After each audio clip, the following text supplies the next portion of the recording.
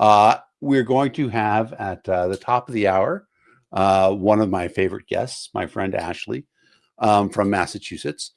As we get ready for that, I'm going to talk about one of the interesting ways that we communicate other things about liberty, and I'm going to share a little bit of libertarian humor. Some of you are probably familiar with this bit. It is libertarian dad jokes. Let me share them up.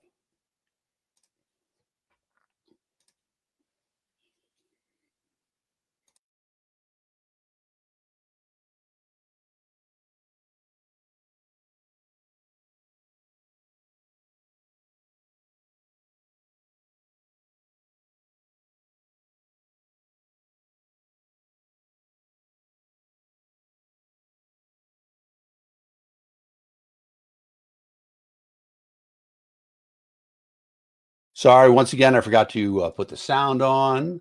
Let me share that up again.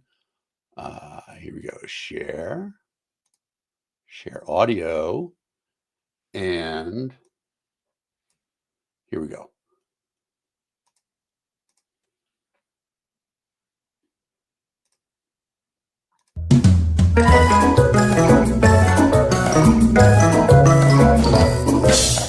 What did communists use to light their houses before candles?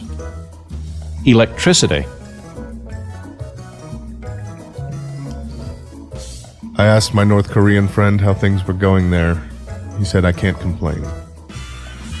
Yeah. Why did the libertarian quit his job at the Italian car factory?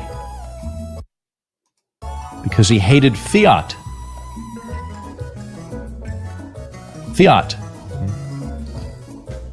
How do you know Arlington National Cemetery is popular? I don't know how. Because people are dying to get in there. During all the foreign wars, without congressional authorization. They die overseas and then the body is shipped back home. Yeah, no, I get the mechanics of it. And the families come and visit the graves, and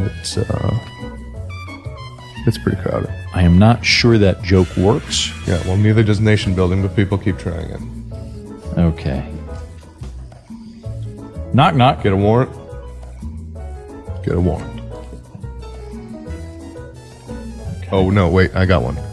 You start, though. Say who's there. No, with a knock, knock joke, you start with knock, knock. Yeah, this is a no-knock, knock joke. Like a no-knock raid, but it's a knock-knock joke. Okay. Who's there? Police, we shot your dog.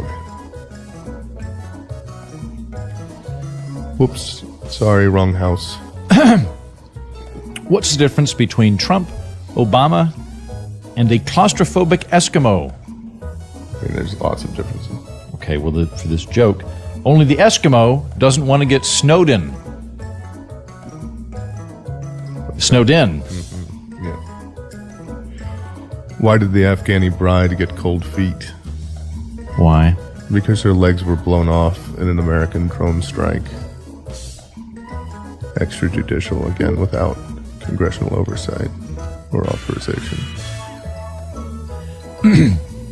Why did police take a 3-year-old into custody? Was he unarmed and black? No. He was resisting arrest. Right, that makes sense. They just shoot the black kids. Austin.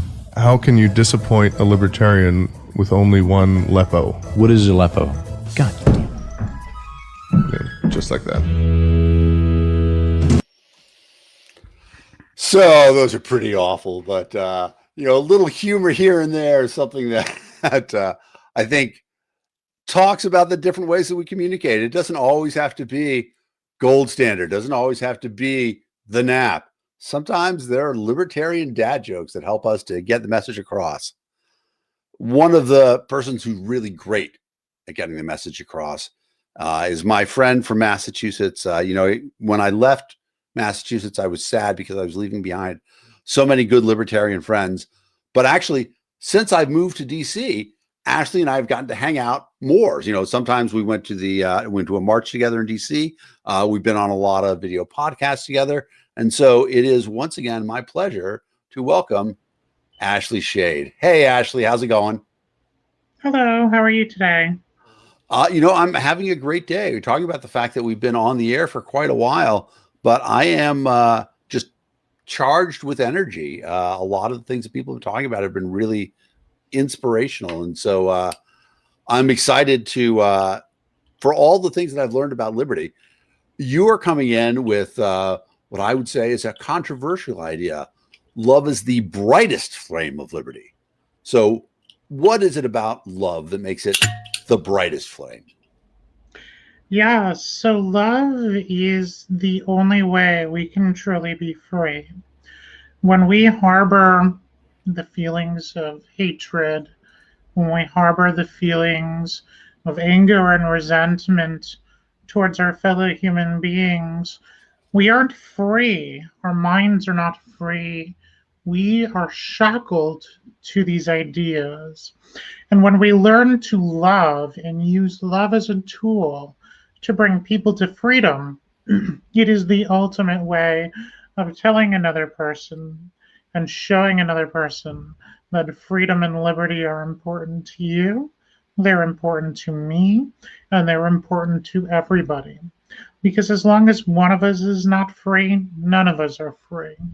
And so it's extremely important that rather than using negative feelings and negative emotions of anger and resentment, we harbor feelings of compassion, goodwill, and love to our fellow human beings. And that will help set the world free. So let's talk a little bit about how we can express that love, because I think, and you tell me if I'm wrong, but my perception is that most people in our society today have no idea how to react when somebody expresses love to them. They're taken aback at it because it's such an unusual thing to happen. So how do we get past that? How do we express love to people in ways that they can hear? We have to make it more common. We have to show the world and be leaders and tell people it's okay to love.